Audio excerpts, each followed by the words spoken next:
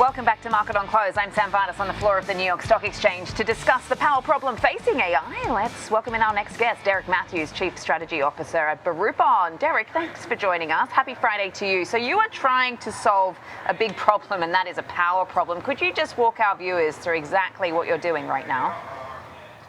Well, it's a real problem out there, not just for data centers, but for all manufacturers and anybody that is trying to turn any sort of manufacturing online this century.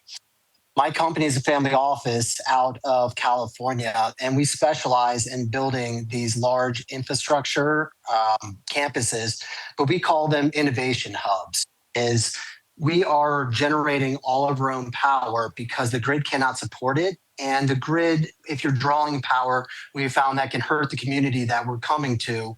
And really, our goal anytime we're moving into a new community is to bring more value than we're taking from it. And so we really strive in the fact that we bring our own power. We don't use water from our sites. We recapture all the water from all of our use cases and rainwater and large detention and retention ponds and filter it through many systems to utilize on our sites. And really, this is the only way forward, is to build these behind the meter energy campuses. You can't just build 1,000-acre data center. That's not this can happen going forward, in my opinion. I think that there's a lot of protest out there and a lot of people that think that data centers, they don't really understand what they're for, but they understand that they're causing trouble. And so for them, the honest thing to do is to protest them and get them restricted. And I think the only way to really move forward with this is to actually generate all of our power behind the meter so that that's not a problem and that we're not hurting the community and that we're setting the example, as well as you're not just building a data center, you're building innovation, you're bringing in manufacturing. Our site in Texas, for example, we have a 700-acre site under construction that we have a government facility that's being built there that will manufacture critical components for the US government, as well as we're bringing in magnet manufacturing, 3D printing, drone manufacturing, and advanced energy research on our site. And we're really hoping that it creates about 5,000 permanent jobs in this community versus a short-term job boom and then a plateau around 200 or 300.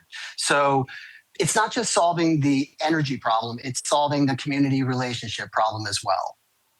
Yeah, because there's this whole sort of not in my backyard type of movement that we're very aware of right now. I'm wondering what you think of what the tech companies are doing to solve this problem as far as that whole bring your own energy type of trend right now. I think of, Meta, for instance, with some of its investment. I think of Bloom Energy and how it's been teaming up with, the oracles of the world as well.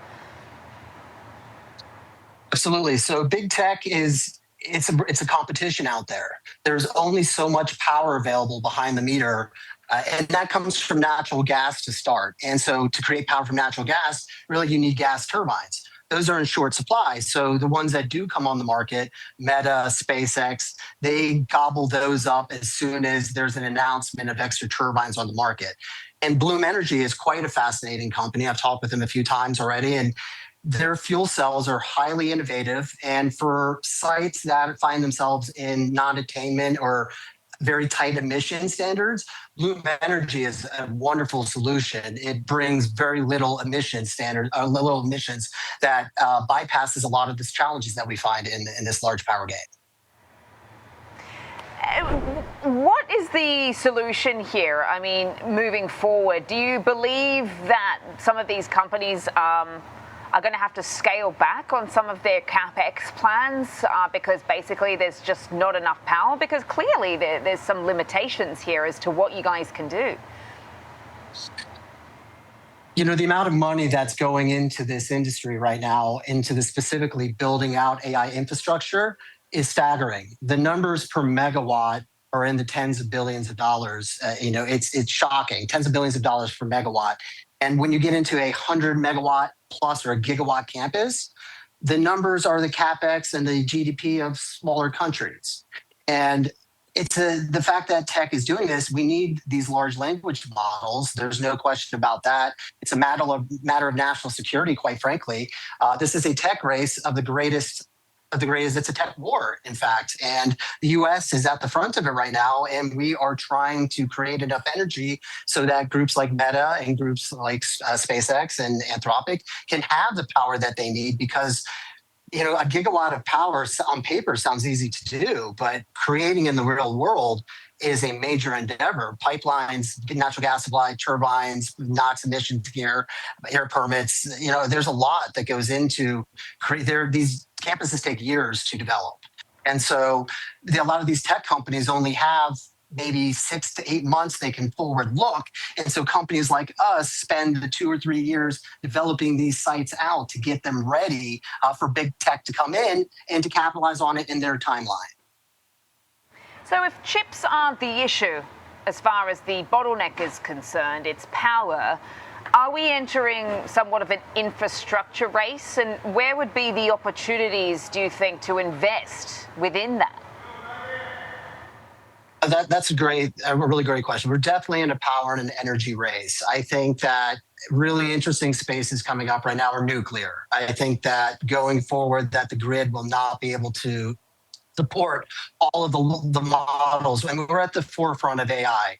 I think that coming up, the only pathway forward will be MMRs and SMRs co-located with data centers to be able to do behind the meter power, not only for that particular infrastructure, but to also sell back to the grid. And so what people, I think, don't absolutely realize is that these large energy complexes and innovation campuses, as I like to call them, they're revolutionizing power. Our grid is very susceptible and very weak and vulnerable right now. And these, for example, my site in Texas will have a grid connection, but not to take power, to give it back, to sell power back to the grid, especially in times if the grid goes down or the grid is struggling.